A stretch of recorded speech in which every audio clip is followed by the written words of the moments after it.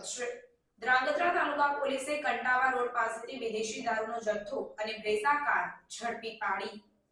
સુરેન્દ્રનગર જિલ્લા પોલીસ વડા ડોક્ટર ગિરીશ પંડ્યાના માર્ગદર્શન હેઠળ ધ્રાંગધ્રા નાયબ પોલીસ અધિક્ષક જેડી પુરોહિતની સૂચનાથી ધ્રાંગધ્રા તાલુકાના પોલીસ સબ ઇન્સ્પેક્ટર આર.જે. Jadeja, police head constable Devjibhai Vaghela, Sanjaybhai Pathak, Vikrambhai Rabari, Shaktisinh Sindh વગેરે પેટ્રોલિંગમાં હતા। તે સમયે મળેલી બાતમીના આધારે કુડા રોડ કંટાવવા પાસેથી બ્રેઝા કારને રોકી તેની તલાશી લેતા તેમાંથી પરપ્રાંતીય વિદેશી દારૂની 906 બોટલ, જેની કિંમત ₹2,18,408 તથા કાર અને અન્ય ચીજવસ્તુઓ મળી કુલ કિંમત ₹7,28,400ના મુદ્દામાલ સાથે ગાડીના ચાલકને પકડી પાડવામાં આવ્યો, જ્યારે અન્ય એક ઇસમ નાસી છૂટ્યો હતો। પોલીસે ભરતભાઈ કાંતિભાઈ આતેસરિયા નાસી જનાર ભૂરો તથા ભરત કાળુ અને ઇન્દુબા બાબર સહિત 4 શખ્સો સામે ગુનો નોંધીને કાયદેસરની કાર્યવાહી હાથ ધરી છે।